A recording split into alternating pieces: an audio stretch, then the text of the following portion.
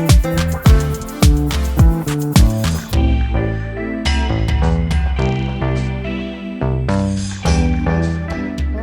to the Women's Show. I am Chiatunga Rebecca Juna, and today we get to share about the State of Nation address by His Excellency the President of the Republic of Uganda, Yoweri Kaguta Museveni. And with me today, I host the formidable ladies, Winfred Mugambwa. Gambwa. Winfred is a feminist and a human rights activist, and Tumwesije Teresa, who is a lawyer and a businesswoman. Welcome to the show. Thank you. Thank you. Thank you for joining us today. And I'll go straight to you, Teresa. What stood out for you in the State of the Nation address by His Excellency the President of Uganda? Okay. So the State of the Nation address was very, very interesting. It was like a movie. I loved it so much. That's one of the things. So even before the president began to speak, the Speaker of Parliament spoke. And she was telling us how many bills have been passed, how many things have been enacted, how Uganda is maintaining its Christian values. I put a question there, but I let it be. It seems the Parliament is very committed to passing as many laws as possible. I'm hoping that we are focusing on quality as well, because Uganda has an issue of so many laws which are very beautiful, very amazing. If they were implemented elsewhere, they would rock. But are we implementing them? So for me, that was the first point. The other thing that stood out for me, the president mentioned several initiatives that the government is undertaking. But among those initiatives, it appeared to me that they are addressing certain issues. People complain a lot about government expenditure. Too much money is bleeding out in unnecessary things. There are things he didn't touch on. There are things he did, and the budget is coming up, we shall see. But one of the key issues for me was rationalization of agencies. People are complaining about that, but looking at it from another angle when he says that this will reduce the costs. It is good. I look at it as a good thing, because if this work can be done somewhere else, why not let it be done where it's actually supposed to be, in the parent ministry, for example, and then we put this money to other use. So for me, that was very interesting to see that they're actually committed to it, pushing it forward. I was very keen to hear about tourism. I was happy about it. I was happy how he mentioned rich Ugandans are visiting. Okay. Maybe they may not all be rich, but it's good to see that even when the economy seems to have taken a hit from COVID, Ugandans themselves are still trying to put money, even if it's a coping mechanism of enjoyment, visiting here and there, but it's still building the economy. So for me, those were the key takeaways that were very interesting. Thank you so much, Teresa. Winfred, what were your key takeaways? What stood out for you? Thank you so much. First of all, what I expected is what I got. And I love it the way our President Museveni starts it all. They prepare you for the comedy. How you said it was a movie, they really prepare us for the comedy. So really what stood out for me, at least the President tried, however much he didn't meet my expectation, but he did meet what I expected. But what I wanted to hear, I didn't hear, though he did what I expected from him. He touched almost all sectors, all the 12, all the 17 or 22 points hit somewhere. Yes, so that stood out for me. That at least he tried to talk about everything to make the Ugandan know that here we are here, here we are here, here we are here. Though he didn't go into the depth, so that stood out for me. That at least the president keeps a track and wants the Ugandans also to keep a track, because even where some people didn't have interest, I believe now after the president mentioning something around tourism, something around security, something around health, the environment and water, environment, climate, water, infrastructures, I believe every Ugandan will get somewhere to at least interest themselves in. So that really stood out for me.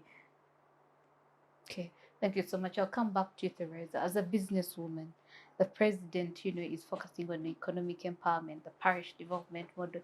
Seems like it's heaven on earth during the State of Nation address. Do you feel it in the pocket, his statements around, economic empowerment? As a businesswoman, do you feel that there is something in the pocket? Does it reflect his statements? I feel that it does, but also it doesn't. Okay. I can say that without pride or anything, but the reality is people can look at me and see a privileged person. And then PDM is for people at the parish level. I have a parish here in Kampala, but this is not actually where I come from. Yes. So I feel like if it's at the parish level, that particular silver bullet, as they say, is to support the women at the parish. And from my visits, because I like to go home, I like to see what is happening, I know that these initiatives, not just PDM, I can see the initiatives that have worked. NADS, for example, worked. I know that my grandmother received a cow. I know that when we go there, you would go, you drink that milk, and that's the cow that was received from the government. And it's good. I know those things have worked before. PDM has had its shortfalls, for sure. So I can't say that I have seen it work for people because it's too new and I would be lying. I don't want to lie.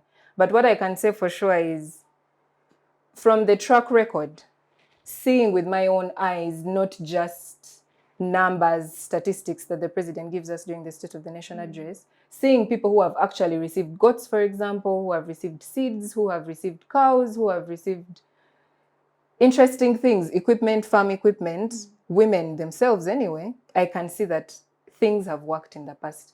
PDM, I'm hopeful, but the rate at which people have eaten the money, I don't know whether I will actually feel it in my pocket. I am praying that I will feel it. But I can also say, if we move away from PDM, the market right now for Ugandan products is good. I will say that. They stress boo-boo, buy Uganda, build Uganda. I also like to say boo-boo. Some people might say it's because I'm a businesswoman. But the truth is I have benefited from boo-boo. I can tell you that. This dress that I'm wearing itself was tailored here. These earrings are made here. They could be made in Kenya. So also look at the region.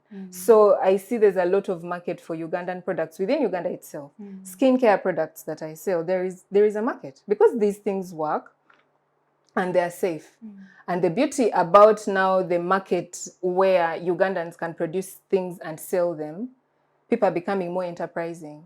People are making things from their own homes. They are learning. They are going to see, okay, this is how you make liquid soap. There's so much liquid soap on the market right now. Because Ugandans are going to pay attention, they're going to learn, and the market is actually there. So someone can go and get a small loan from their village circle. Hopefully, PDM money can actually reach that circle. Now, that's what we are yet to see. But there is a lot of market for Ugandan products, and I'm hopeful that PDM will actually really help us because women in the villages have, like a small piggery project, chickens here and there, and they just say, but my chickens are dying. If only I could get this medicine. And if they can go to a circle and get that money, whether it's PDM money and get it, buy that medicine and the chickens survive and they can sell them, for me, that will be a win. So I think some things we look at a very large scale, and yet when you look at the person themselves, someone who is in a women's group and they say, I got that money, it really saved me. I am selling eggs and eggs and eggs upon eggs. I've never seen this in my entire life. Now my kids can get books to go to school. So that's how I look at it. The president gives us numbers, which is good. Numbers are good, they sound good, percentages sound good, but even me, I'm not that good with numbers. I can count money, yes, but someone needs to go and see it. And I think PDM is trying to do that, and the president stressed it and said, we are removing all this bureaucratic process of going through the cow, going through this other leader, else if by the time it's supposed to reach the person, it won't go there. So I'm hoping that if previous efforts that went through all those steps actually benefited the person at the community level, I'm hoping that PDM money will actually reach as intended, because Yeah. it sounds nice. It sounds nice when the president is saying, we want to remove all these obstacles so that there is no excuse. We don't want to hear complaints from people who want to remain stuck in poverty. Well and good. He's listening. Now I'm just praying that people in the chain there don't let us down, the ones who are eating the money. Yeah. The ones who are getting arrested. Those are the ones who are going to let And us he down. talked about corruption, so I believe And he that said they he's will coming be to able discuss to, yes, with them. the president. Yeah. So Yeah. I'm hoping this money, at least, we know corruption is rampant in Uganda. People will blame the president, which is easy to do. But even cows at their levels. People at district levels, at every level, there's corruption. So it's easy to look at the head while not looking at ourselves. Yeah. So I'm hoping that people will have some shame this time and not steal the money or some fear. But even if they do, I'm hoping that since it's supposed to go directly, it will benefit even more women. Yeah. So that when I go up country and I know I have to suffer crossing rivers and streams and everything, at least people's cabbages are growing. At least people can now sell something. People can now harvest. Yes. So I haven't felt it yet. Okay. Hoping I feel Shida it. choka. Winfred, do you think the parish development model and the Emioga fund will grow or will have an impact on the lives of women based on what we've seen with the past programs? What are your thoughts? I believe it will work for some women. Many times, first of all, I would say that when you look at this State of Nation address, it was for us the privilege, for us, where are you positioned for it? So everything is like, where are you positioned? The president always refers to the Bible, and still the Bible tells us, where are you positioned? Position yourself. So I believe it will work for some women, like the previous ones. One thing that beats my mind is like, okay, they now introduced PDM then. What lessons did we learn from the previous one? Okay, why do we even have to change the name? If really these projects are working, why do we have to change the names from NADS, from this, and then to this? Why are we? Let's start from there. First of all, I think one of the reasons why they even have to rebrand and change the names is to hide, to cover up for the undone things, the rotten stuff in the previous one. So we'd be like, the other one worked for this. Personally, when we are talking about economic, like empowerment, anything around development, empowering women, I feel I have passion there, yes? Yeah. And then I will go to numbers. We are talking about that women. I appreciate our president mostly from the beginning. He came with this drive of, he knew that, to me I feel he was like, who are the less privileged? This is going to be my driving force. So that is where he came from. He came and started, women, women, women, women. He's putting there, yes, we see women are developing economically, but how many? If we are talking about percentages, how many? I'll start with I noted something when he tried to talk about the increase in our how we have the growth of the country, and still everything is mentioned in bulks. Everything is mentioned in bulks. He told us our country has developed from 1.5 US billion to 49. Yes, still to me, yes, later he said, and we have grown 30 billion. To me, still, it's in lump sum. When you are talking about development and you really want to track, let's go back to next year. Let me say 22, let's compare like 3 years or 4 years. 2021, we developed from figure A to figure B in 2022. In 2022 to 2023, we developed from figure C to figure D. When we get those figures, or even we developed 20 women, in 2021 we developed 20 women between 2021 to 2022. Then in 2022, the number increased to 30 to 40 women. Yes, that is still a development because we are at 40. Then from 2022 to 2024, we developed to 50. You get it? What am I trying to communicate? We are talking about development, but there is always a drop in a development. If you see the example I've given you, there is a development of 20. From 2021 to 2022, there's a development of 20. And then there is a development of 10. That is where I get a problem with the lump sum of figures. When you don't give us the actual figure, the actual comparisons, you're still hiding information for us. Because I'll be like, okay, there is a development. Uganda has developed, but from what figure to what figure? Can I try to compare 20? You remember every other day there is a different person, or even the different people watching. They need that figure to compare. So we are all the time saying women have developed. Yes, this government, the government of Uganda, has done a lot to improve women, but we need also to ask ourselves, which women? Yeah. Yes, my like she has given an example. Her grandmother benefited a cow. That is very good. How many old women around there did? That is my concern. As we talk about, he also gave an example. I'll go to the PDM. He gave an example of the parishes. It's a very big number.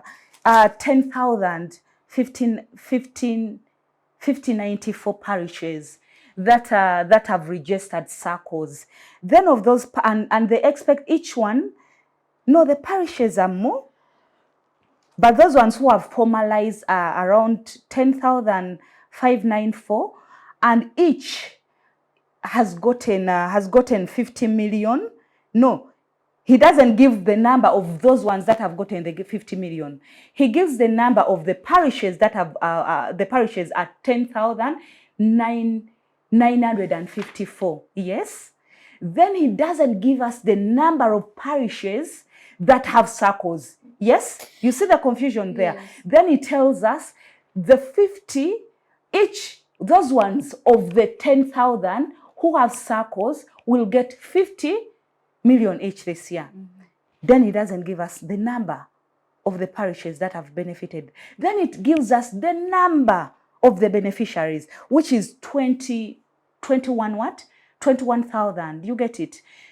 Now I need to know these 21,000 are from how many parishes? For me to understand it very well. For me to say that it is doing well.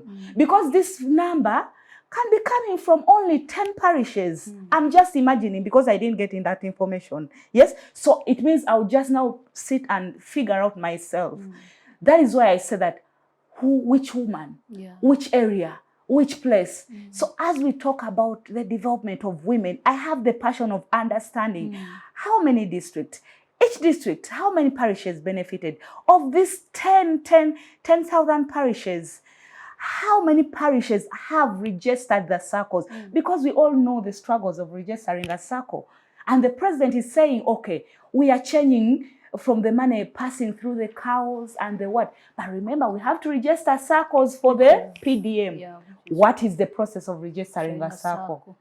Has the president looked into that, saying that now the money is going to flow to the parish and the parish, but remember, they have to register circles. That is why I want to know of the 10,000 parishes, how many have registered the circle? Because there is a struggle in my village where I stay, not even in my village, where I stay.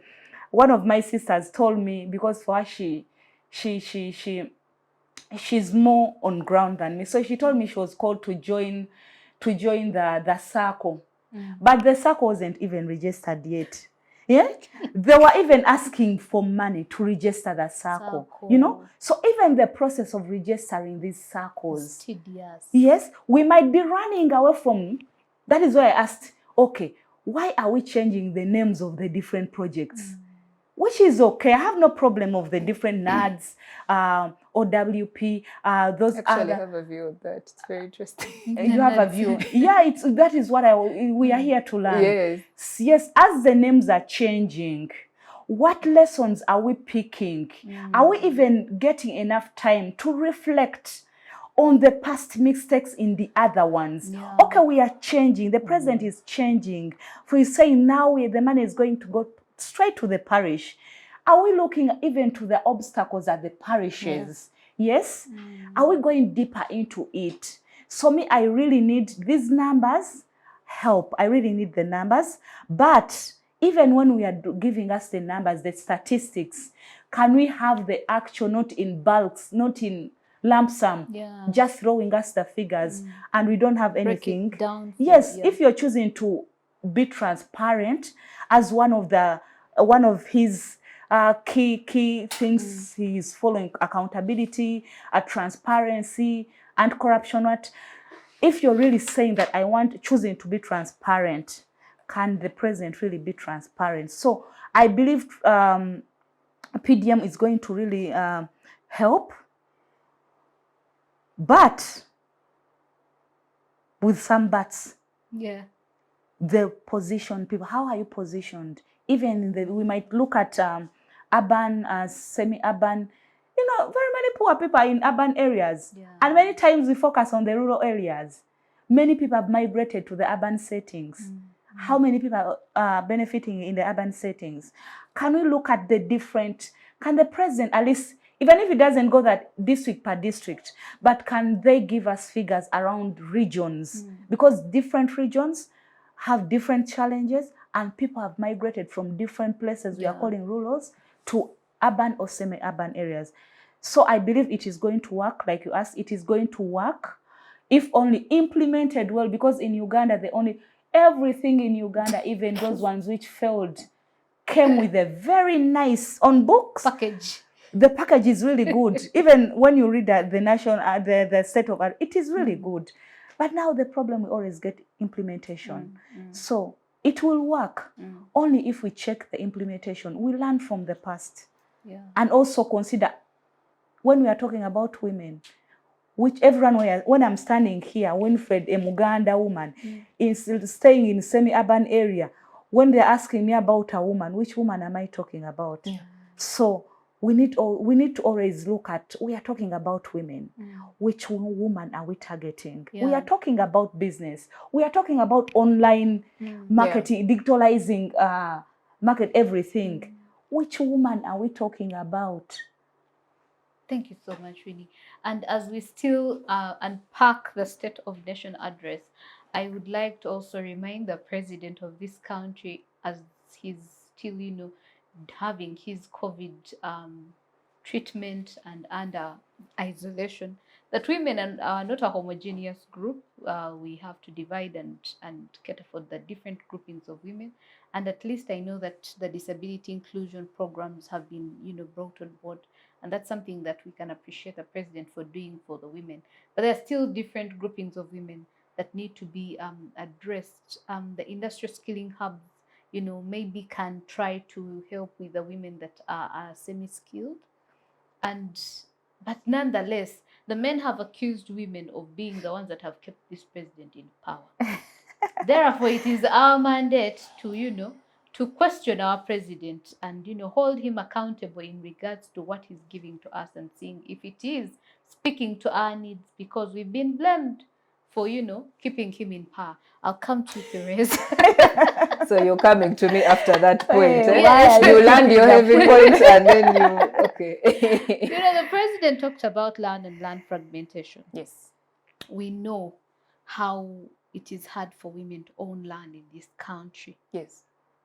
Especially, with our cultures, our different cultures. And as she has said, we do not have to just only look at the women that are in the urban areas. We want to also look at the woman in the rural area who has left her father's home and they've told her, now that you've gone the other side, here you don't have land. And then she reaches the man's home, they're like, a woman doesn't own land. We paid your bride price. But then we want women to be part of production, want women to be part of PDM, but they don't own the land. The land fragmentation issues that are up. And even when their husbands die, it's the brothers that still in this age and era that are taking over the land. They're not even married. You get the issues of women. So that's why the president has to address our issues in these State of the Nation addresses. How do you then tell the president that this PDM is going to work, since we are saying we stop producing for Chida Choka, which is subsistence, production, to large scale production, that these issues that women do have affect the production? Yeah.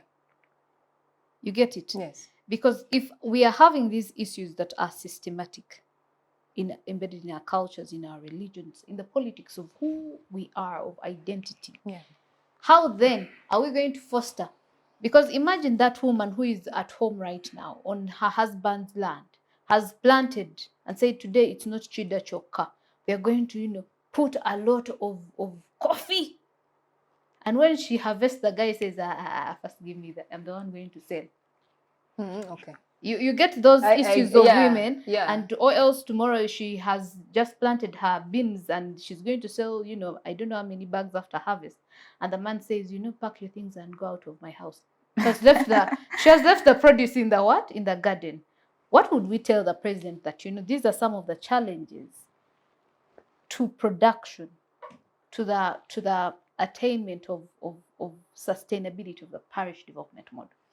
I feel like you've even gone far with your examples. This morning on radio, there is a woman who had a piece of land. She met a man, they fall in love, but the woman has a piece of land. The man has no money. Unfortunately, he was poor. Working hard, I imagine, Yeah. I hope. And then at some point, they are working and working. So at a certain point, there is a Kalina being brought up on that piece of land. Wow. For the woman. The woman owns the land. The land is hers, but a Kalina is coming up, so she was working hard, knowing, this is our house, this is our thing. Turns out this Kalina was financed by another woman. And now the man is saying, this is our building, I'm in it with this new wife. For you, let's give you money for your land and you go. And the woman is saying, no, remove your building, I want my land. So you see, the issue of land is not only tied to agriculture. Yeah. Because she could have wanted to use that land, maybe build her own thing, or use it for agriculture, we don't know. And I think that women, of course, I know for a fact women are not, there's no one woman. And Uganda in itself, there is even no one type of man. Uganda is a very diverse country, I think more diverse than many others. We have so many different cultures, we have so many different ethnic groups, we have, people with different body types, mental capacities, physical capabilities, and very many other disabilities, and also things that enable people to live a better quality of life. So I don't think it would be fair to say that now women don't have land and the president must address it directly in the State of the Nation address. Because then, this is the question that men have always been saying, you people are over-focusing on the women. But these are property rights. You listen. Yeah. They'll say you're over-focusing on the women in education. You've catered for them. Now more girls than boys are even going to school. That has been an issue that keeps coming up. Now, property rights, yes, women don't have land, but men can also come and build. But you see, even as disabled men, you see everything comes up. It's for women, elderly and youth. Now for us, we are suffering. Yes, maybe our rights are not being trampled on. We can own land, but we actually don't have the means. And we expect to hear that from the president. It's fair. Everybody deserves to have a good quality of life, be able to benefit from PDM in one way or another. So going back to the land issue, I don't think the land issue can be exhausted, even in one course unit. Even at law school, land law, you study and study and study, and people you just keep studying because everything is unique. Every piece of land has its own details, as they would say. It has its own questions, it has its own quarrels. Depending on who owns it, doesn't really matter. But land is definitely a big issue for women. And some can't even production. Can't inherit land because there is this fear of the land is not mine, the man might chase me at any moment. So some people can hold themselves back from even benefiting and going for this government initiative, which would have helped them out of poverty, bringing them into the money economy. I think there are certain things we need to examine as Ugandans. Because when we look at why women don't have land, if we are looking at cultural norms, the president cannot stand up, short of being a dictator and saying, you know, this culture, we've struck it down. But courts are there for a reason. Courts have said, for example, demanding of bride price after divorce is unconstitutional. Women not inheriting land is not right. So all these things are being legislated upon, or people are going to court and they are challenging these cultures and they are actually getting favorable judgments. So I think we have very many different sources of law and different sources of information as Ugandans. And there are certain things that the president may not think about. Even our ministers that we have who are tasked with this duty may not even bother. MPs may be busy massaging each other's heads in parliament, and they are not paying attention. They are not paying attention to the issue of Ugandans. But I think it is important for us to access information and know, for example, it's not right for you to chase me away from my land, right? It's not right for you to say because of culture, because I'm a woman, I can't inherit my father's land. You're denying me the right to earn money, the right to live, because land is a means of production, it's identity, it's everything. Land is everything. So the courts have been clear on that. The Constitution is clear on that. And I think that there are different avenues that we can pursue as women. But now, even moving away from land, to go back a bit to land and bring the issue home a bit. If the issue is a man chasing a woman away, where is the quarrel? The quarrel is that home decisions are not made jointly.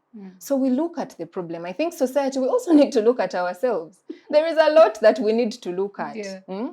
There is a lot that we need to look at, because Uganda can have all these beautiful laws, just as we have so many beautiful policies. Women are really covered under the law. It's clear, everybody is right. There are judgments to that effect. You know, everybody must get land. Even though everybody has this right.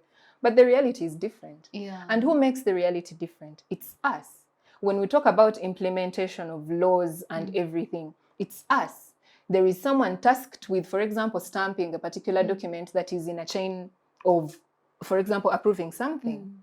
There is somebody, even this speech that the president presented, it had, you know, a line, I'm sure, of, you know, checks, balances, making sure every figure is correct. Just as everybody did their part and we finally see that day happening, I think let us, but the as president Ugandans, said that the president wasn't agreeing with the figures. Yes, he was disagreeing. Yes, just like a Ugandan, he actually said these things are from Ministry of Finance. I'm just their puppets. And he can disagree. He did distance himself. Yes, but to me, just as we are also doing, because you can say that, you know, this issue didn't come out clearly. Just as the president said, these numbers, no. He was questioning the thing. Just as we are also... So he's questioning his ministers, is it? He's It's trying to his show right. us that this, on the state of, when he's addressing the state of nation. But now let me ask But you. we also need But to let know me ask that you, is that... No, I know it's a rhetorical question. But is that the thing that is going to break government? Our own ministers are stealing iron sheets that are meant for Karamoja. If that's not breaking government, why would they be questioning numbers? You know, if our own leaders don't have shame, you know, I'm saying the thing needs to come back to us. Implementers are us. People who are chasing women away from land are human beings. These are the very people, actually, interestingly, who might stand up and make money from advocating for land rights. But this is the very same person who is saying, my sister cannot inherit my father's land. This land is for me. You know, I'm saying, again, it goes down to us. Because short of demanding that the president pronounces himself on each and everything, which is actually not even right, because that's just dictatorship, the laws are there. Policies are there. These cultures have been challenged. But I think the obstacle is lack of information, because people don't even know what courts do. Some of them have never even seen a court. They hear a pleader. What is a pleader? What is even a lawyer, you know?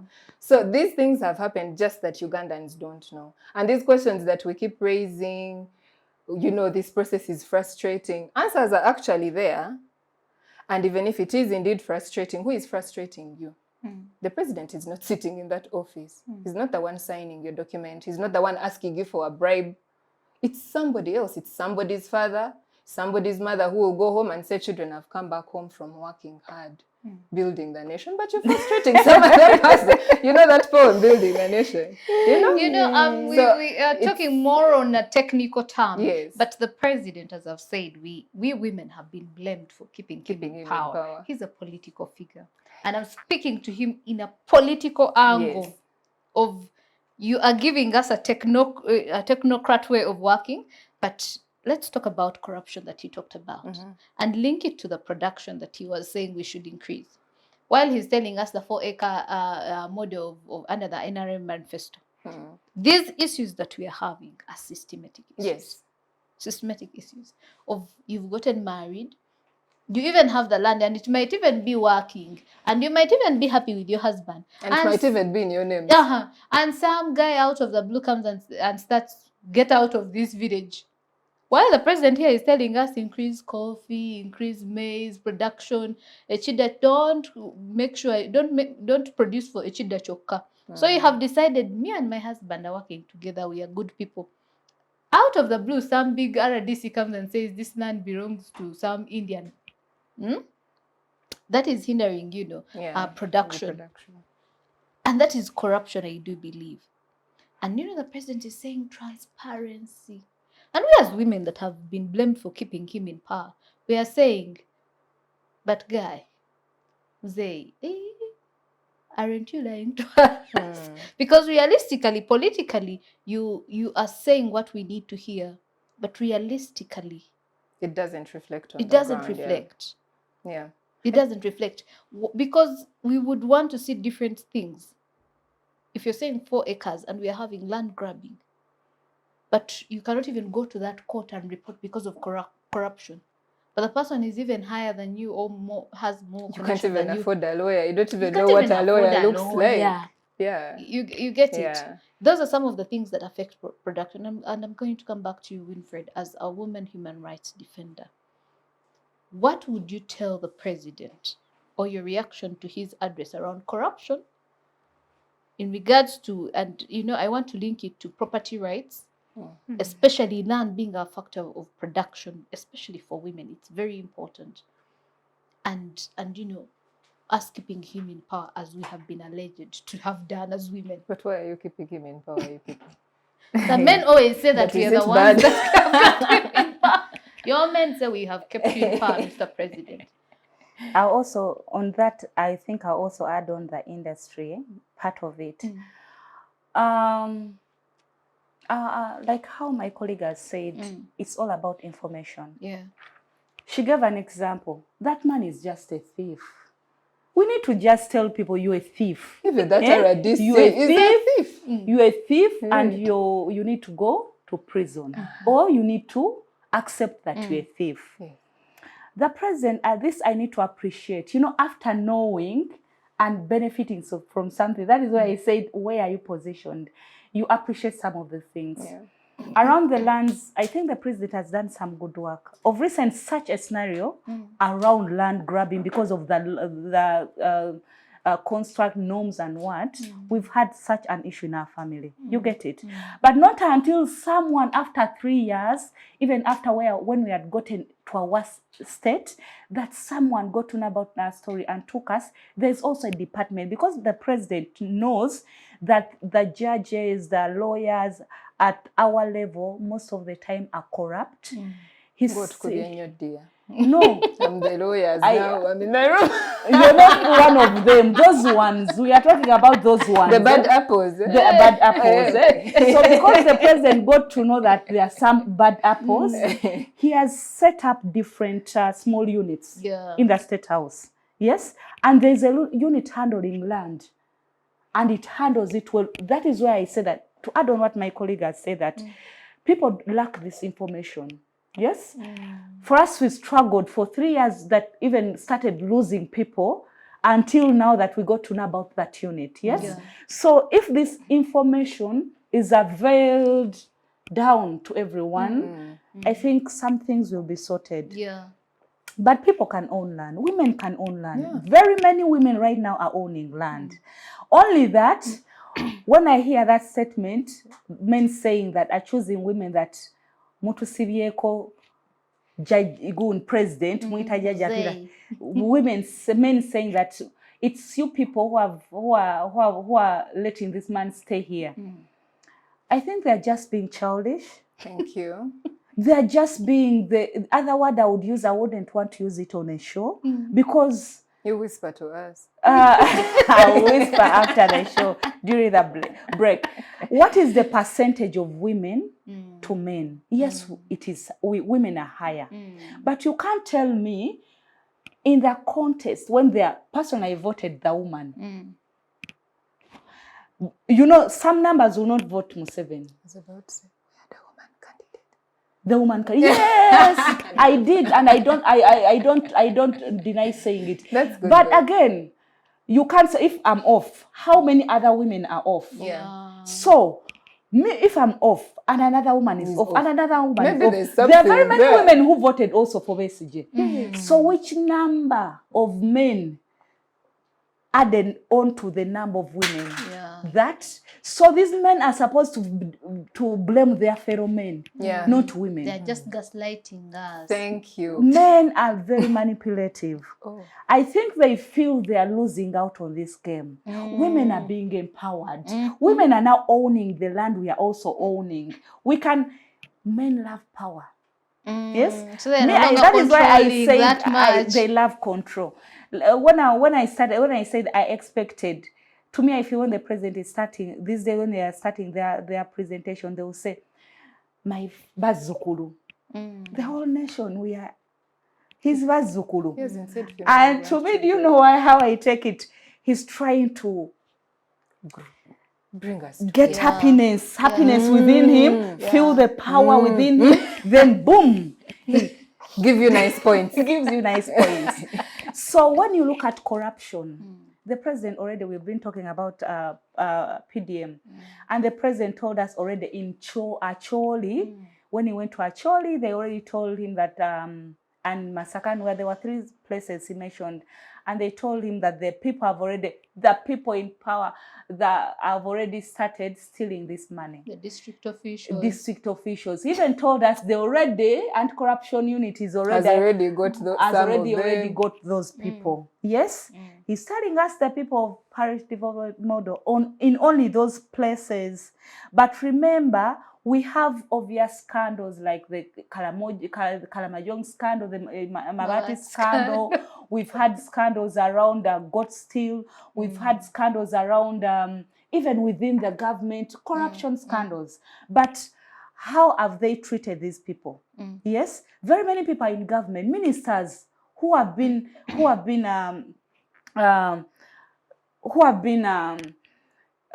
they've told us they've been in scandals of corruption. Even still, let's just stay around Mabati.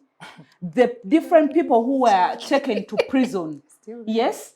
Okay, they are still, like the president said, he's still waiting. They are still investigating. We're still waiting for the court to do whatever. I remember in school, when you did something, they would expel you to go back home, and they do investigations. So, for you not to be expelled, it will be after that suspension. The decision will come after that suspension.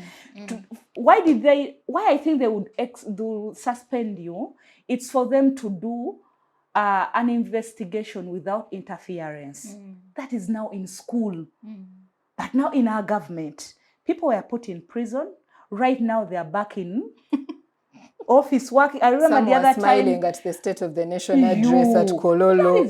This minister who said they were sick and they gave them bail because of sickness. The next just few days, over 1 or 2, they were in parliament. And some hardworking Ugandans. Yes, some Uganda told him, "You people, you're going to make the thing look funny." You get? So if already the cases in place, the examples we've seen in place, we have not yet felt the president at least either I won't call it punishment, but at least distance. Let me be polite. Yeah. Our dear president has not even distanced himself from these people, but is still eating, working with these same people, appointing these same people to do other work, having these people on the front line of implementation of where money is involved. How do you think corruption around PDM will be fair? How do you think things are going to be fair? If these people are already in prison and they're doing investigation, if there are district cows who are in prison, they're already those ones they've got, he mentioned. Yeah. Why not a minister? But I have a question. So around, yes. Around corruption. Because you raise important questions. Now you're also making me think of other questions. First took your question, then I ask another question. I have actually a question for Becky and our viewers as well. So when we talk about we are going to help women, but the corruption is already there. I believe we learn from what we see. Because in Uganda we have seen that corruption is part of us. It is okay. You can be rewarded for being corrupt. You can't lose anything for being corrupt. So other people are also copying because it is the flow. Let's enjoy the ride. So we're enjoying. Why I said I'll also bring in industrialization around there, because it's all about development on land. We've seen people's land being taken and rich people are putting their industries. The president talked about the very many industries. Yes, there I will still talk about women.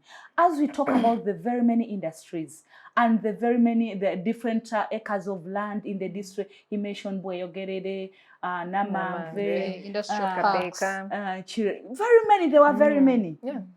And then he only mentioned the investors around. He mentioned only 2. He didn't mention other investors, right? So to me, I said there, I want to know how many women are the owners of this industry, because I know with those industries, there are subsidiaries that are given to those investors. So me, I was so inquisitive. How many women are there? Then we told, he was like, for him, was very happy because these industries help to give people employment. You have 150,000 employees. But do you know how people exploit the exploitation in those industries? There is a lot of exploitation, and most of the people doing this work in these places are women. So as you jubilate, as the president is very happy about the industrialization, the very many industries are coming up, is even concerned about the women, these women who have kept me in power. Yes, how are they benefiting from these? Yes, they have the employment, but are they just being employed to get just food to eat for a day? How many women are part of this industrialization of this company, of the many companies he mentioned? How many are investors indeed? How many women are investors? Indeed, you get it. That is where, like me, I would feel. I will still go back to what I'm saying, that bulk thing. We have these many industries in Uganda. How many are for women? How many are not even going to women? Let me just be general. How many are genuinely for women? For Ugandans, even women, you get. Then we go back to the land. When he talked about land and owning and and that is where agriculture is done from. When we talk about land, we will know that every development is done on land. When we are talking about land, we will know that even when we are moving, most of the time, leave alone, yes, they are going to make, he said he's going to make that air what? Yes, airline. Which one? Airline for investors, for foreign investors, so that they can't be disturbed when they are going to do tour. Yes, hey, Bambi, it wasn't like that. No, me, I'm saying how he said it. That is even the volume. He even added some volume. I understand and I appreciate, because now that is development. But again, now we are talking about land. What about the Ugandan who is also going to tour and they can't afford the fees?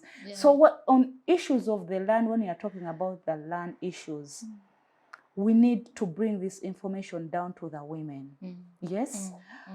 If a woman is going, yes, the cultures will always be there. It is not going to be a 2-year thing to work on the cultures and norms. It's not going to be a 2 years thing. But now, if a man like my colleague said, it has to come back to us. Like, okay, I'm getting married to this man. I'm so much in love. Yes, I brought the land. So if it comes to putting the property, am I leasing this property to my land to this man? That because I think we are putting English in relationships. So we don't. There are things when we are talking about land issues, like norms and everything. There are some deep things we don't need the president to come in. Yeah. But again, still the president has also to look at the norms, the hindrance in the norms and the cultures that he has, because he openly says he consults when they are making policies and laws. They consult the cultures and the norms and the beliefs. So you can't even neglect the negative effects of something you consult in your laws and policies. So he has also to look into that. Okay, thank you so much, Winfred. I'll come to you, Teresa. I want to go straight to health, because when we talk about land and corruption, we will take a whole day, because it's part of identity of who we are. True. The president said that they are improving the health, they are making improvements around the health sector, but we are seeing medical interns striking. And we know, for me, particularly for women, I know they're the ones that are going to go and access the health sector mostly, because they are caretakers. The unpaid domestic care work that they do, the taking care of, the sick people, is basically a woman's thing. They also have the issue of childbirth. Yeah. So you're going to see most of the times it's mothers going to hospitals with the babies, or with their sisters, or with the husband. But we are seeing that the health sectors, he said that there will be supply of medication and all that. But we see that these loopholes are still in. Then we go to the fact that some donors, were halting a little bit of their funding because of this anti-gay bill that they are having. The mere fact that the budget is going to be cut, I don't know if you looked at the budget framework paper, but it's going to have cuts. Because, there are going to be even cuts from the donor side, but we also need to pay our debt. Was the president being realistic to us, or was he just lying to us? Because what is on ground speaks differently from what he was saying. Okay. So you've raised several points. I'm going to try and marry all of them. But in her submission, I have to take you back a little bit, sorry. In her submission, she's talking about these things, consulting culture and everything. I think we need to also give credit to the laws that we have as Ugandans. The Constitution clearly says all are equal. And it is very clear under the law that where a custom goes against the Constitution, any provision of the Constitution, that custom is not going to prevail. The law will prevail. That's why, for example, certain laws never pass the test of the Constitution. Because if anything is unconstitutional, it doesn't pass. Whether it's a law, whether it's a culture, no matter what it is, it just doesn't pass the test. So we have the Constitution to take care of certain things. And like I said, Uganda is a very diverse country. So even beyond cultures, there are personalities. There are these cultures that are harmful that prevail. People know that they're harmful, but they prevail because they benefit certain people. That's why I keep saying, let's bring it back to ourselves. Let's bring it back to ourselves. Let's ask these questions of the courts. Let's ask the Ministry of Labor and Gender, for example, to tell us how many women are in these factories and what are their working conditions. Because if women are suffering, if they don't have, equipment and whatever, they don't, for example, benefit from these initiatives that the government is doing, then what's the point? I think let's task the offices, because the offices are there. The offices are there, they have staff. If they don't have staff, let's ask that question. I think let's go deeper into the issue of saying, yes, for example, people are suffering, but why? Who is supposed to protect these people? Just like if there's a security issue, we are going to ask, where is the police? Where is the army that's supposed to protect us? I think let's also ask the same question of these figures that the president is giving us. Let's ask Ministry of Health, where did you people get these numbers from? Let's go to Uganda Bureau of Statistics and say, households, where are we?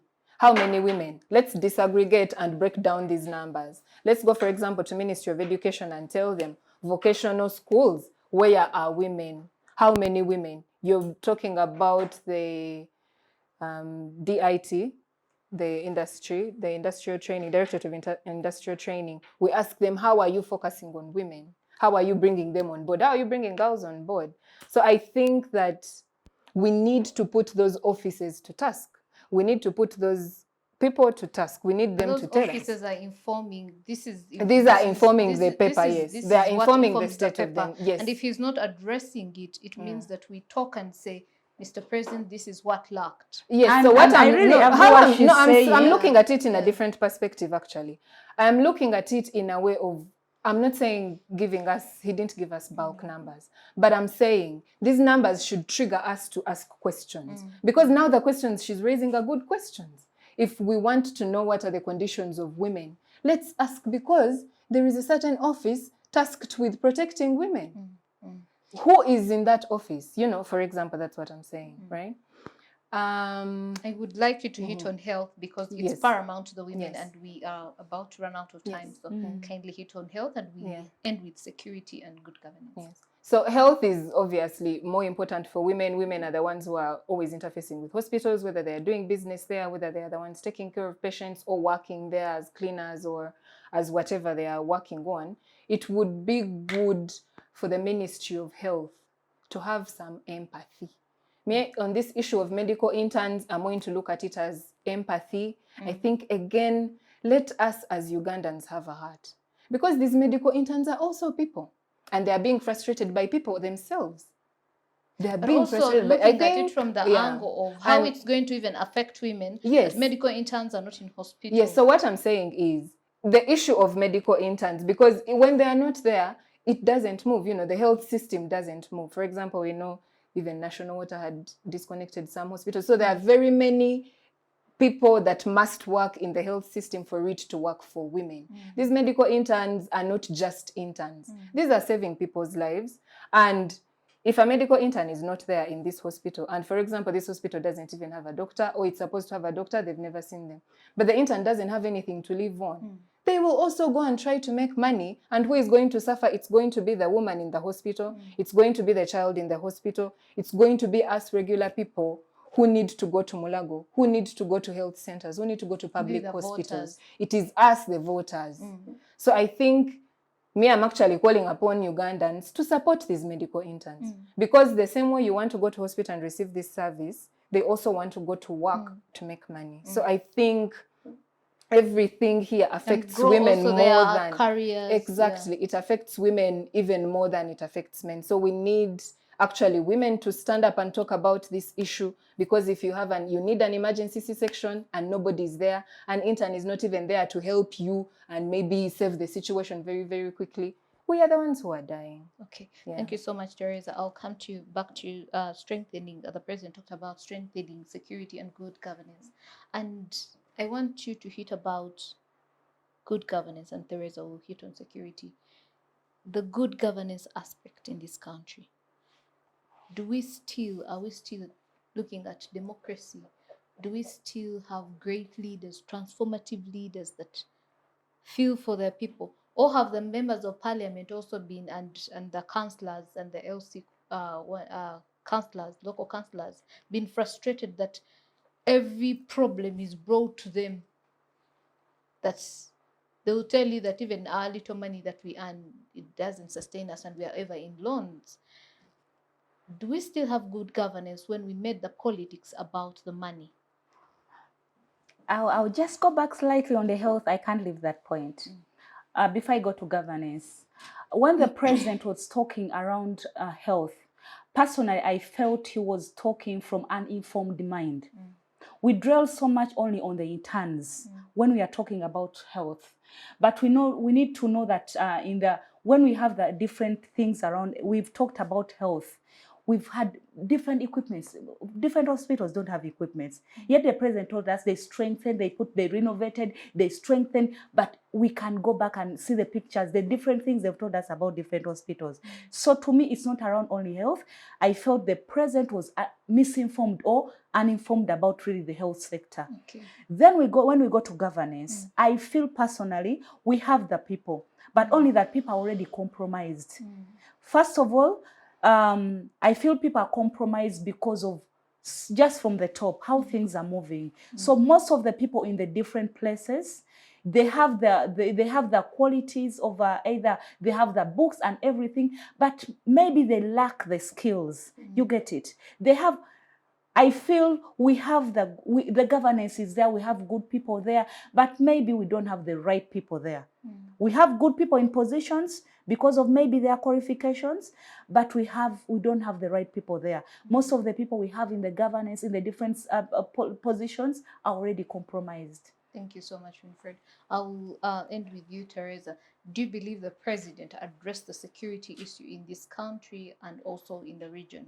Yes, I believe he did. I believe he did on several issues. He kept mentioning if there is peace in the country. When he's talking about industrialization, he's talking about tourism. He kept talking about peace in the country. And Uganda on its several peacekeeping missions. I'm not a soldier, I'm not a security expert, but I think those are critical to keep us safe. If we look at the region is not secure at all. Uganda has a huge refugee population, not because we are very kind people, which we are, but it's because the region is not safe. People are coming in from all over. And when you actually listen to them, they are very glad to be here. They look at Uganda as a land of opportunity. Because there is no war. Because there is no war, I think Uganda has the potential to become a regional power because there's so much potential here. So many people who come as refugees end up, being the biggest businessmen in Uganda because they are looking at the opportunities, they are running after them, they are seeing them. So I think he really hinted about security. He talked about Somalia, several event speakers spoke about Somalia. I think it's good to make Ugandans feel they are safe. We've had insecurity, there's a lot of gun violence and people are scared. So I think the fact that he kept mentioning it even in terms of the airports, putting an airport near Kidepo will make Karamoja safe. That's how he talked about it. So I think he reassured Ugandans and the Ugandans who are doing business, the people who are not even Ugandans, everybody else in the region, he tried to reassure us that we are safe. So if we believe him, and we are actually safe, well and good, that's always the prayers. But I think he addressed the issue. Thank you so much, Teresa. As we wind down, I would like to call upon the President of the Republic of Uganda to address the issues that women have brought up, but also to look at the implementation of the Women, Peace and Security Agenda, NAP 3, under the strengthening of security. We do not see so many of the issues of women in peace and security addressed. We also need to hear more about the national dialogue implementation and strategies that we shall live and have in this country as we look at transitional justice, as we look at restorative justice, as we look at rehabilitation, reintegration. Uganda truly has to have a national dialogue to be able to talk about the issues that affect not only the women, but that go back as the generations of Jaja, who is the president. Because there are some of the issues that happened long before we were born and that are affecting production and that are going to affect the parish development model, but even the development of this country. And as we wind down, what are your parting shots to the president and to the viewers? Okay. Teresa. My parting shot to the president in particular is that well done with the units that are working, the anti-corruption unit as well. My question still goes on actually tasking the original offices that were made for that purpose. We have IGG to fight corruption in the country. I would like us, just as he's doing for rationalization, just as the country is doing, I would want us to again revamp ministries, revamp offices so that they do what they are tasked to do. And I would like to call upon Ugandans to think regional. Think regional. Opportunities are there. The East African community is open right now. Just walk around, see something. People are looking at the opportunities in Uganda, and I think it's time that we also become alive to them. We don't want to be left behind. Thank you so much. Winnie, Winfred. Thank you so much. First of all, I want to thank the president, and also ask him like how he was. Even when he started his speech, he says the government of Uganda, NLM government, has done this. I will request him to also appreciate what the opposition have done, because I'll take an example. I'll take an example that you see. Then when he wasn't happy with what the government was doing, he went to the bush. These ones have resorted to peace, like having talks, and also appreciate the citizens. What have the citizens contributed to the growth? Not only the NRM government. Don't only appreciate your government. You've really done a lot, Mr. President, and I appreciate that. And lastly, I really call upon the president to hold people accountable intentionally if we are talking about corruption, because we can't be safe in a corrupt nation. Thank you so much, Winfred. I want to thank you, everybody that joined us, that gifted us your time to listen to our views and the views of the women towards the State of the Nation address, and to the President for being able to deliver the State of the Nation address, and hope that as we go to hear about the budget, the women's issues, the women's agenda shall be top of the chart, because, you know, the men have alleged that we have kept the president in power. What is political is persona. So we take it on and say, since we have kept the president in power as alleged by the men, we need the budget to be women friendly, for the women, by the women. Until next time, I am Chatunga Rebecca Juna, your host. Bye.